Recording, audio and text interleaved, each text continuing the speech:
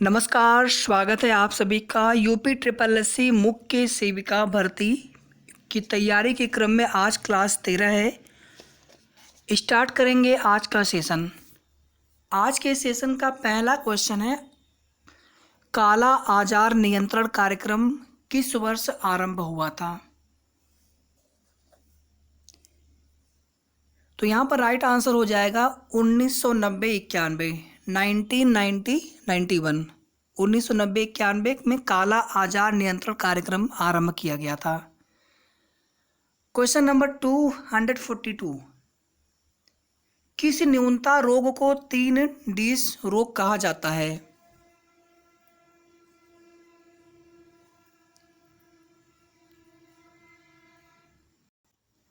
तो यहाँ पर राइट आंसर हो जाएगा सी, पेलाग्रा। सेशन को आप सभी प्लीज़ शेयर कर दीजिएगा जितना हो सके।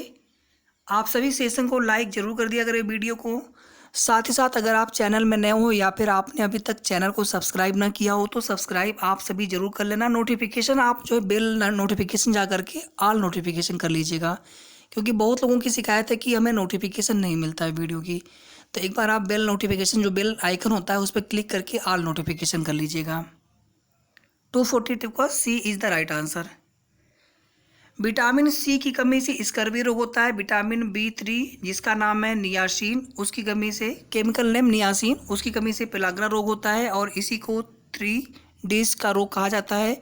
विटामिन B1 की कमी से बेरी रोग होता है और विटामिन डी की कमी से रिकेट्स नामक रोग हो जाता है। विटामिन डी का केमिकल नेम कैल्सीफेरॉल है। विटामिन B1 का केमिकल नेम थायमीन है।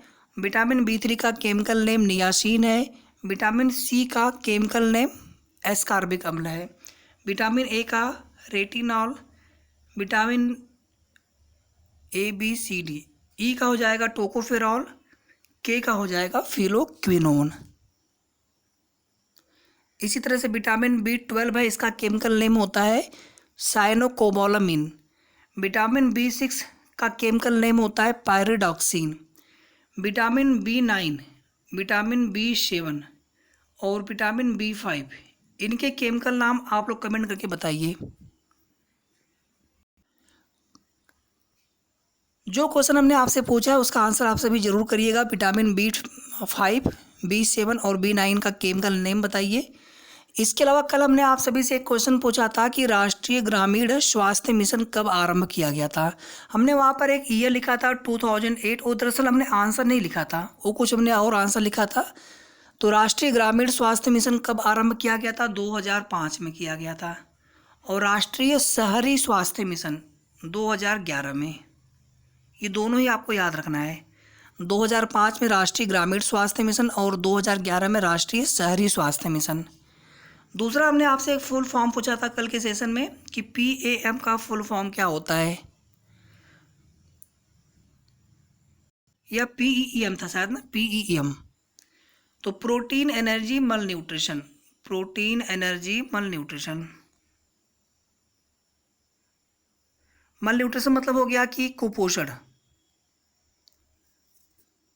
तो जो भी आपसे क्वेश्चन पूछी जाए उनका आंसर आप लोग प्लीज़, अगर आपको पता हो तो कमेंट करके जरूर बताएं। साथ ही साथ जिन भी क्वेश्चन का आपको आंसर पता हो, जैसे 242, तो क्वेश्चन नंबर 242 लिख करके जो भी ऑप्शन आपको सही लगे, या फिर अगर आपको राइट आंसर पता हो तो आप लोग राइट आंसर बताते रहा करिए। प्रोटीन की कमी से हो सकता है,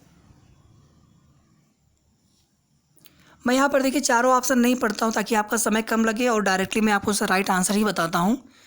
तो प्रोटीन की कमी से पेशी क्षय हो सकता है।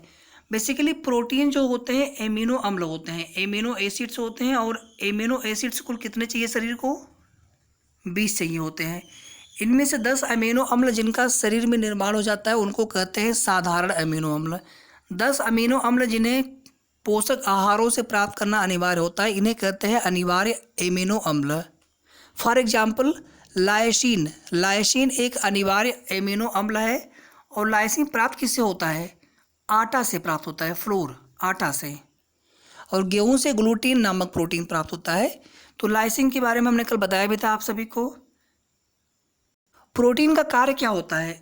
शरीर में कोशिकाओं की टूट फूट की मरम्मत, नए कोशिकाओं के निर्माण, वृद्धि विकास के लिए प्रोटीन की नितांत आवश्यकता होती है।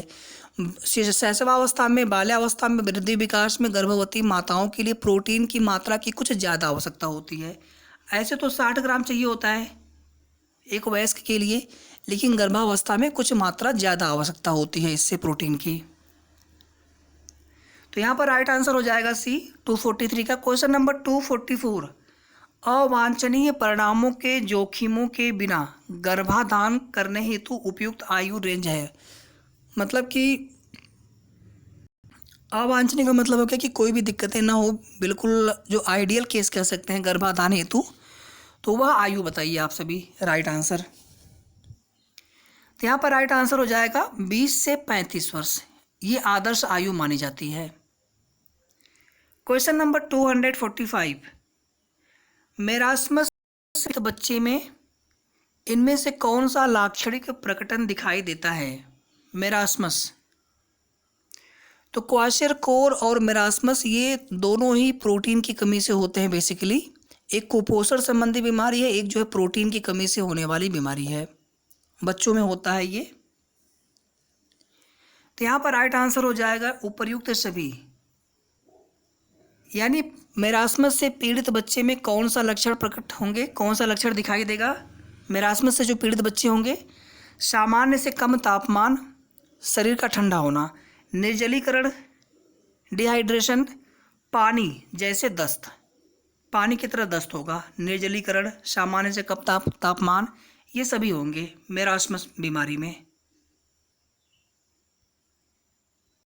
नेक्स्ट क्वेश्चन देखिए इसके बाद, क्वेश्चन नंबर 246, 9 महीने की आयु पर खसरे की वैक्सीन के साथ दी गई विटामिन ए की पहली खुराक होती है।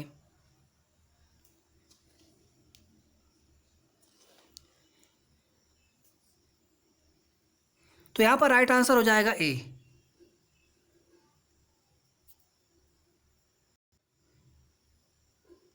क्वेश्चन नंबर 247, वह प्रक्रिया जिसके द्वारा व्यक्ति का प्रतिरक्षा तंत्र किसी एजेंट के विरुद्ध दृष्टिकृत हो जाता है कहलाती है।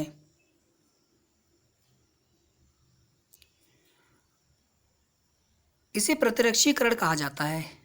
प्रतिरक्षीकरण बेसिकली होता क्या है कि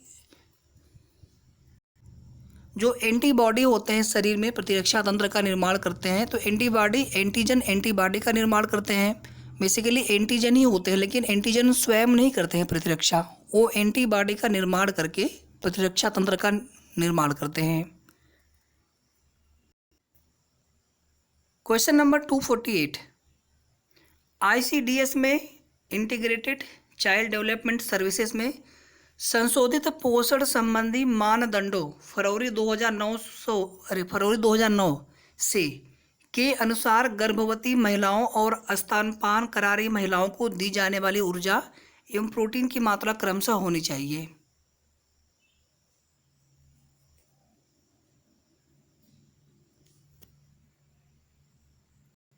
इस क्वेश्चन को छोड़ दीजिए, अभी इसमें कुछ डाटा जो है सही नहीं लग रहा है, इसको हम कराएंगे बाद में आपको, ठीक है। हालांकि हमने आपको ऑलरेडी बता रखा है, जो पोषक आहार वाला थ्योरी टॉपिक था उसमें हमने कराया था इसको।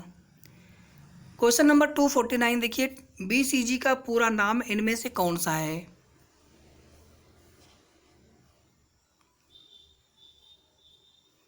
तो बैसिलस कालमेटी गुएरेन या फिर बैसिलस काउमेट गुएरेन। थोड़ा बहुत नाम में देखिए हो सकता है कहीं पर ऑप्शन में आपको चेंज मिले, लेकिन बैसिलस कालमेट गुएरिन ही कहा जाता है BCG का पूरा नाम, जो फुल फॉर्म होता है। तो अगर यहाँ पर देखेंगे तो सबसे आंसर सही यही लग रहा है, Bacillus Calmette Guerin, C is the right answer. Question number 250, सार्वभौमिक प्रतिरक्षीकरण कार्यक्रम के अंतर्गत जिस रोग या जिन रोगों से संरक्षण दिया गया है वह है या फिर वे हैं? तो यहाँ पर ये सभी हैं, डिप्थीरिया भी है, पोलियो भी है, क्षय रोग, ट्यूबरकुलोसिस, इन सभी बीमारियों से संरक्षण के लिए सार्वभौमिक प्रतिरक्षीकरण कार्यक्रम शुरू किया गया था, और इसके अलावा कुछ अन्य बीमारियां और भी होती हैं। तो यहाँ पर डी हो जाएगा राइट आंसर, उपर्युक्त सभी। Question number 251। आपको किसी भी क्वेश्चन में डाउट लगे आप सभी तुरंत बताइएगा कमेंट करके, और किसी भी प्रश्न में आपको समझ में ना आया हो आप पूछ सकते हैं, और जिन प्रश्नों के आपको आंसर पता हो उनके आंसर आप ज़रूर बताते चलें। और सेशन को, वीडियो को आप लोग लाइक शेयर प्लीज़ कर दिया करें। राष्ट्रीय स्तर पर NRHM का एक मिशन दिशा नियंत्रण समूह MSG होता है, जिसके प्रमुख होते हैं। NRHM का फुल फॉर्म बताइए आप सभी। अभी हमने जो स्टार्टिंग में क्वेश्चन किया था, एक 2005 में शुरुआत हुई थी, अब तो आप सभी समझ गए होंगे। नेशनल रूरल हेल्थ मिशन, राष्ट्रीय ग्रामीण स्वास्थ्य मिशन। एक है आपका नेशनल अर्बन हेल्थ मिशन, और एक है आपका नेशनल रूरल हेल्थ मिशन, राष्ट्रीय ग्रामीण स्वास्थ्य मिशन का एक मिशन दिशा नियंत्रण समूह MSG होता है। इसके प्रमुख होते हैं केंद्रीय स्वास्थ्य एवं परिवार कल्याण मंत्री, केंद्रीय स्वास्थ्य एवं परिवार कल्याण मंत्री। 251 का A is the right answer. Question number 252। पोषण की स्थिति का निर्धारण करने में एक महत्वपूर्ण भूमिका निभाती है या फिर निभाता है। 4 ऑप्शन यहाँ पर दिए गए हैं। क्वेश्चन नंबर 252 का आंसर देखिए। सुंदरता से, कपड़े से, नींद का पैटर्न, इससे मतलब नहीं यहाँ पर है। सामाजिक आर्थिक स्थिति, ये हो जाएगा राइट आंसर। Question number 253। माता द्वारा गर्भावस्था के दौरान मादक पदार्थों का उपयोग किए जाने पर गर्भस्थ शिशु के साथ इनमें से कौन से प्रतिकूल प्रभाव संबद्ध हो सकते हैं। अगर गर्भवती माताएं मादक पदार्थों का प्रयोग करते हैं तो गर्भस्थ शिशु पर कौन सा दुष्प्रभाव पड़ सकता है। तो यहाँ पर देखिए तीनों ही हो सकते हैं। समय पूर्व जन्म, सिर व शरीर का आकार सामान्य से कम होना, शारीरिक विकृतियाँ, उपर्युक्त सभी। जब शिशु जन्म लेते हैं तो उनका वजन होता है लगभग जो है यहाँ पर है 3000 ग्राम से लेकर के 3250 ग्राम तक। तो आपको ऑप्शन जो है 3250 ग्राम भी कहीं पर मिल सकता है, कहीं पर 3200 भी मिल सकता है, तो आपको कंफ्यूज नहीं होना है। और जन्म के तुरंत बाद जो है BCG का टीका लगना अनिवार्य होता है। Question number 254। क्वाशरकोर की कमी किसकी कमी के कारण होता है।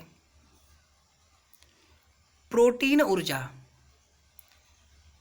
क्वाशरकोर प्रोटीन ऊर्जा की कमी के कारण होता है। कैल्शियम की कमी से अस्थियां कमज़ोर होती हैं। आयरन की कमी से रक्ताल्पता एनीमिया नामक बीमारी हो जाती है। और गर्भवती महिलाओं के लिए आप देखेंगे आयरन और फोलिक अम्ल, ये दोनों जो है इनकी निरंतर जांच होती है, इनकी कमी नहीं होनी चाहिए। और थायमिन जो है विटामिन B1 का केमिकल नाम है। हमारी कोशिश होती है कि रिवीजन भी आपका इसी में होता रहा, ताकि कोई भी क्वेश्चन जो आपने पहले पढ़ा हो रिवीजन होगा, फिर वो चीज़ें आपको याद हो जाएंगी। फिर देखिए यहाँ पर नेशनल रूरल हेल्थ मिशन, राष्ट्रीय ग्रामीण स्वास्थ्य मिशन का आरंभ कब किया गया था। माननीय प्रधानमंत्री जी के द्वारा। कुछ जो पुरानी योजनाएं हैं जिनकी प्रासंगिकता आज भी बनी हुई है, उन योजनाओं से प्रश्न पूछे जाते हैं एग्जाम में। बाकी जितनी नई योजनाएं हैं स्वास्थ्य मिशन, स्वास्थ्य से संबंधित, उन्हें जरूर याद रखना है। तो यहाँ पर राइट आंसर हो जाएगा ए, 12 अप्रैल 2005। तो आपको 2005 जरूर याद रखना है, बाकी 12 अप्रैल भी आपको याद रहे तो अच्छा है। और 2011 में राष्ट्रीय यहाँ पे शहरी स्वास्थ्य मिशन की शुरुआत की गई थी, और 2005 में राष्ट्रीय ग्रामीण स्वास्थ्य मिशन। 255 का ए। क्वेश्चन नंबर 257 का ए। हीमोग्लोबिन के प्रत्येक ग्राम में लगभग होता है।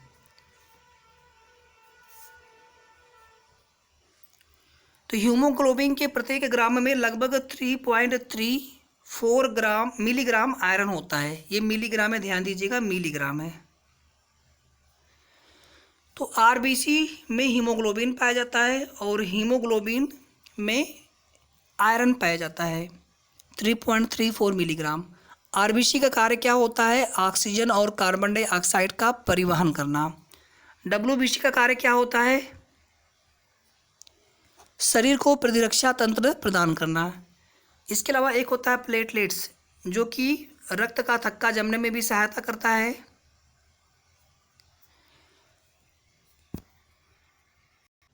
प्लाज्मा के अंदर फाइब्रिनोजन पाया जाता है, फाइब्रिनोजन नामक प्रोटीन, जो कि लीवर के अंदर पाए जाने वाले थ्रोम्बोप्लास्टिन के साथ मिल करके, और एक होता है थ्रोम्बोप्लास्टिन, थ्रोम्बिन में परिवर्तन होता है, एक और होता है प्रोटीन, तीनों मिल करके फाइब्रिन नामक एक जाल बनाते हैं जो कि रक्त का थक्का जमने में सहायता करते हैं। और विटामिन के जो है रक्त का थक्का जमने के लिए आवश्यक होता है। विटामिन के, एक क्वेश्चन होता है विटामिन के की कमी से कौन सी बीमारी होती है, तो रक्त का थक्का नहीं जमता है। ठीक है, तो ये सारे फैक्ट भी आपको पता होना चाहिए। यहाँ पर राइट आंसर हो जाएगा सी 257। क्वेश्चन नंबर 258, जन्म के समय पूर्णकालिक नवजात शिशु के शरीर का आदर्श भार कितना होना चाहिए? अभी हमने बताया थोड़ी देर पहले, इसका आंसर तो आप सभी लोग बता लेंगे। तो 3.2 किलोग्राम या फिर 3200 ग्राम, इसी को ग्राम में कन्वर्ट कर लेंगे तो 1000 से मल्टीप्लाई कर देंगे, 3200 ग्राम। ठीक है, चाहे 3250 हो तब भी सही है, 3200 भी सही है। 258 का बी राइट आंसर है। क्वेश्चन नंबर 259, पूर्व विद्यालय बच्चों में पोषण संबंधी न्यूनता के या का मुख्य लक्षण है?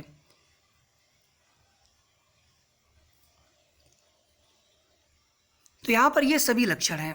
अगर पोषण संबंधी न्यूनता हो जाती है बच्चों में, जो कि पूर्व विद्यालय के बच्चे हैं, छोटे बच्चे हैं, 4 साल 5 साल के बच्चे हैं, विटामिन ए की कमी, प्रोटीन ऊर्जा कुपोषण यानी क्वाशरकोर, याद रखिएगा, प्रोटीन ऊर्जा कुपोषण, प्रोटीन एनर्जी मल न्यूट्रिशन, क्वाशरकोर नामक बीमारी हो जाती है। विटामिन बी कॉम्प्लेक्स, वृद्धि विकास के लिए विटामिन बी की आवश्यकता होती है, बी समूह की आवश्यकता होती है। बी कॉम्प्लेक्स का मतलब होता है B1 से लेकर के विटामिन B12 तक, जितने भी विटामिन बी में आते हैं। और विटामिन बी और विटामिन सी ये जल में विलेय, जल में घुलनशील और जल में सल्यूबल, जो भी आप समझें, ये विटामिन होते हैं वसा में अघुलनशील। इसके अलावा जो शेष विटामिन होते हैं वे सभी जो है वसा में घुलनशील होते हैं, जल में अघुलनशील होते हैं। और एक क्वेश्चन हमने कल कराया था, बहुत इंपॉर्टेंट है, विटामिन डी को हार्मोन भी कहा जाता है। और एक क्वेश्चन था कि कौन से विटामिन का शरीर में संश्लेषण होता है, तो विटामिन डी का, याद रखिएगा इसको। आप सभी सेशन, आप सभी क्लासेस जितने भी हमने करा रखी सबको आप देख लीजिएगा। अगर आपने ना देखा हो क्लासेज आप पूरा देखा करिए। ठीक है, तो यहाँ पर राइट आंसर हो जाएगा डी। क्वेश्चन नंबर 260, किस वैक्सीन की बूस्टर खुराकें मुख से दी जाती हैं? ओरल, मुख से दी जाती हैं। पोलियो की, पोलियो का जब स्टार्टिंग में आया था तो मुख से नहीं दिया जाता था, फिर बाद में जब दूसरा उसका संशोधित वैक्सीन बन करके आया था फिर वो मुख से दिया जाने लगा। डीपीटी जो है ये 3 एंटीजन, यानी इसमें डिप्थीरिया, पर्ट्यूसिस, काली खांसी और टिटनेस 3 बीमारियों से बचाव के लिए दिया जाता है। और हेपेटाइटिस बी ये सबसे खतरनाक प्रकार होता है हेपेटाइटिस का। क्वेश्चन नंबर 261, 260 में डी था right answer. Question number 261, integrated child development services ICDS योजना के अंतर्गत कौन सा कार्यक्रम नहीं आता है? अगर इसमें आप देखेंगे तो पूरक पोषण, विद्यालय पूर्व अनौपचारिक शिक्षण, पोषण एवं स्वास्थ्य शिक्षा, ये सभी आते हैं ICDS के अंतर्गत। लेकिन ये जो है विश्व स्वास्थ्य संगठन, वर्ल्ड हेल्थ ऑर्गेनाइजेशन, ये तो एक अंतर्राष्ट्रीय संस्था है, स्वास्थ्य संस्था है। और जो आपके स्वास्थ्य एजेंसी आपको पढ़ना है उसमें WHO को भी पढ़ना है। तो यहाँ पर राइट आंसर हो जाएगा D. Question number 262, vitamin D का समृद्ध स्रोत होता है। विटामिन डी, इसको धूप का विटामिन भी कहा जाता है। सूर्य के प्रकाश की किरणें अगर शरीर को कम मिलती हैं तो विटामिन डी की कमी होने की संभावना शरीर में हो सकती है। तो विटामिन डी का समृद्ध स्रोत होता है, यहाँ पर राइट आंसर हो जाएगा मछली का तेल, कॉड लिवर ऑयल। 262 का A is the right answer. Question number 263, pneumonia सामान्यतः किसके संक्रमण के द्वारा होता है? विषाणु और जीवाणु दोनों के ही संक्रमण के द्वारा हो सकता है निमोनिया नामक बीमारी। तो यहाँ पर हो जाएगा उपरोक्त दोनों, C is the right answer. Question number 264, इनमें से कौन मच्छरों द्वारा नहीं फैलता है? तो काला आजार मच्छरों द्वारा नहीं फैलता है, बाकी ये तीनों फाइलेरिया, मलेरिया, प्लाज्मोडियम प्रोटोजोआ, इसमें बीमारी का जो है कारण होता है प्रोटोजोआ और इसका वाहक होता है मादा एनाफिलिज मच्छर। इसी तरह से जापानी इंसेफेलाइटिस, तो ये सभी मच्छर के वजह से फैलने वाली बीमारियां हैं, लेकिन काला आजार मच्छर के द्वारा नहीं फैलता है। डी यहाँ पर हो जाएगा राइट आंसर 264 का। क्वेश्चन नंबर 265, एक खनिज जिसकी शरीर को हड्डियों की उचित वृद्धि और विकास के लिए आवश्यकता होती है। बहुत आसान क्वेश्चन है, कैल्शियम। हृदय को सुचारू रूप से कार्य करने के लिए पोटेशियम की आवश्यकता होती है। सोडियम जो है ये निर्जलीकरण से बचाव करता है शरीर का। आयरन की कमी से एनीमिया नामक बीमारी हो जाती है। आयरन की आवश्यकता होती है ऑक्सीजन के परिवहन के लिए। हीमोग्लोबिन का एक आवश्यक तत्व है। अभी हमने थोड़ी देर पहले क्वेश्चन किया था, तो हीमोग्लोबिन में आयरन कितनी मात्रा इसकी आवश्यक होती है लगभग। तो आप सभी अभी क्वेश्चन कराया है हमने थोड़ी देर पहले, तो इसका आंसर बताइए। और यहाँ पर राइट आंसर हो जाएगा डी, कैल्शियम। ये क्वेश्चन कराया था हमने कि हीमोग्लोबिन के प्रत्येक ग्राम में, एक ग्राम में लगभग कितना होता है iron? 3.34 milligram iron. Question number 266, 266, इनमें से कौन एक डाइसैकराइड है? तो कुछ मोनोसैकराइड, कुछ डाइसैकराइड, इसे हम लोग देख लेंगे। तो यहाँ पर राइट आंसर हो जाएगा लैक्टोज। ग्लूकोज जो होता है कार्बोहाइड्रेट का सबसे सामान्य रूप होता है और ग्लूकोज के ऑक्सीकरण के फलस्वरूप ऊर्जा प्राप्त होती है। पहले एडीपी, फिर एडीपी से एटीपी में कन्वर्ट होता है और एटीपी को ही ऊर्जा सिक्का कहते हैं। तो यहाँ पर ए हो जाएगा राइट आंसर। क्वेश्चन नंबर 267, इनमें से कौन व्यापक जन समूह हेतु आहारीय लक्ष्य है? तो यहाँ पर उपर्युक्त सभी हो जाएंगे। सकारात्मक स्वास्थ्य कायम रखना, न्यूनताजन्य रोगों और विकारों की रोकथाम, उपयुक्ततम प्रदर्शन तथा IBW कायम रखना, ये सभी आवश्यक होते हैं। प्रसवकालीन देखभाल के संबंध में इनमें से क्या सत्य है?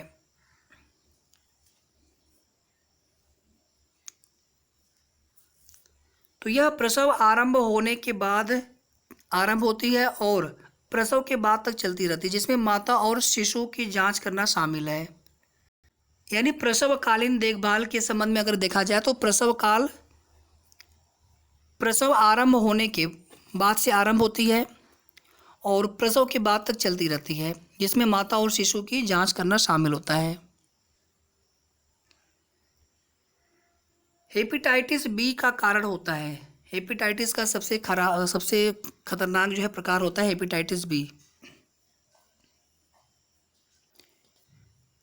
तो यहाँ पर राइट आंसर हो जाएगा आंत्रेतर मार्ग। आंत्रेतर मार्ग के कारण हेपेटाइटिस बी हो जाता है। क्वेश्चन नंबर 270, किसी विशिष्ट भौगोलिक क्षेत्र में किसी रोग या संक्रामक अभिकर्ता की लगातार उपस्थिति को कहते हैं, जैसे हैजा, मलेरिया आदि। स्थानिक या फिर विशेष क्षेत्रीय रोग कहते हैं। 270 का बी। क्वेश्चन नंबर 271, कल हमने एक क्वेश्चन और भी पूछा था आप सभी से। हैजा, इसको अंग्रेजी में बोलते हैं कालरा, और इसका जो कारण होता है बीमारी का विब्रियो कॉलेरी हमने पूछा था। क्वेश्चन नंबर 271, एक विटामिन जो आयरन अवशोषण में सहायक है, ये क्वेश्चन भी करा चुके हैं। विटामिन वाला जो थ्योरी क्लास था उसमें करा चुके हैं।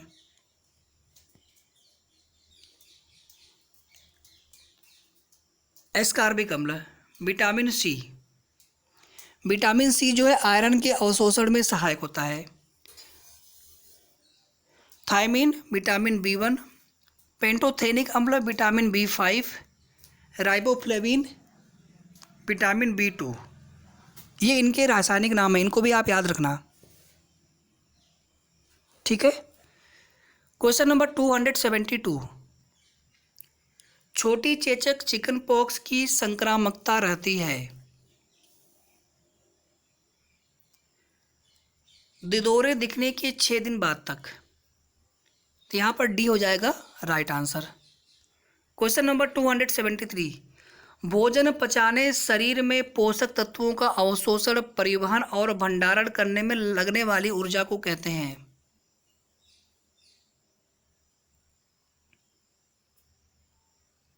भोजन को पचाने, शरीर में पोषक तत्वों का अवशोषण, परिवहन और भंडारण करने में लगने वाली कुल ऊर्जा को कहते हैं ताप जनन ऊर्जा।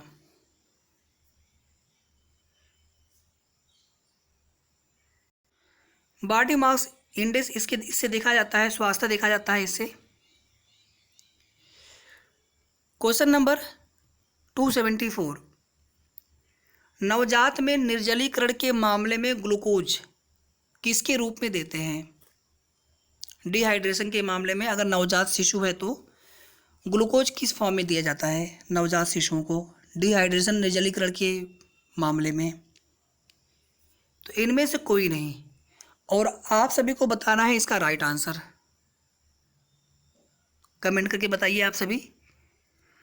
महिलाओं के मामले में 25 किलोग्राम प्रति मीटर स्क्वायर के से अधिक के बीएमआई का अर्थ होता है। देखिए बीएमआई को कैलकुलेट कैसे करते हैं, ऊपर हो गया वेट और वेट होता है किलोग्राम में। ये सब मैं करा चुका हूँ ऑलरेडी, अगर आपने रेगुलर क्लासेज हमारी देखी होगी स्टार्टिंग से तो ये सब करा चुका हूँ। और नीचे होता है यहाँ पर एरिया, कह सकते हैं यहाँ पर है मीटर स्क्वायर में। तो अगर यहाँ पे लिखा होता कम तो यहाँ पर होता सामान्य से कम पोषण, यहाँ पे लिखा है अधिक तो यहाँ पर हो जाएगा सामान्य से अधिक पोषण। इसको याद रखिएगा, ये जो 25 किलोग्राम वाला डाटा है। 276, कोणीय मुख पाक, एंगुलर स्टोमेटाइटिस, जिह्वा शोथ, ग्लाइसाइटिस और ओष्ठ विदरता चेलोसिस किसकी कमी के कारण होते हैं।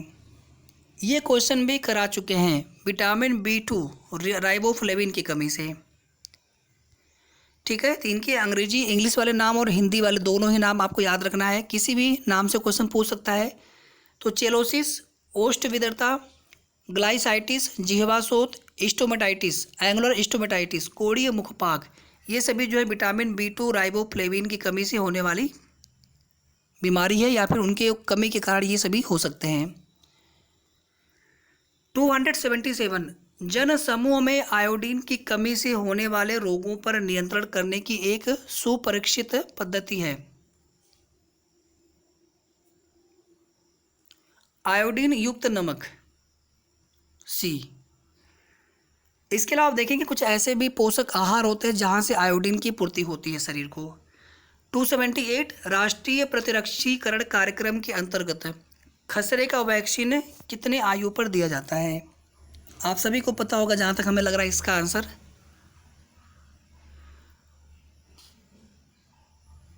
तो 9 महीने की आयु होने पर, जब बच्चे की आयु 9 महीने हो जाती है तो खसरे का वैक्सीन दिया जाता है, खसरे का वैक्सीन।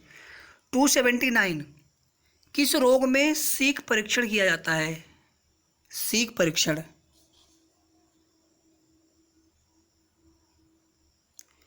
डिप्थीरिया में। डिप्थीरिया जो है श्वास नाल की एक बीमारी होती है, श्वास नली, इसमें जो है दिक्कत होती है, इसमें संक्रमण होता है बच्चे के, तो इसमें जो है सीक परीक्षण किया जाता है। क्वेश्चन नंबर 280, मांस, मछली, अंडे और दूध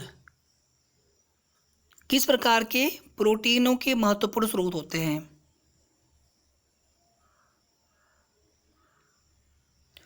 उच्च जैविक मान वाले प्रोटीन होते हैं मांस, मछली, अंडा और दूध। तो सेशन हमारा आज समाप्त होता है। 40 क्वेश्चन हमने यहाँ पर टोटल लिए थे और इसके बाद जो कल का सेशन होगा यहाँ से स्टार्ट होगा क्वेश्चन नंबर 281 से।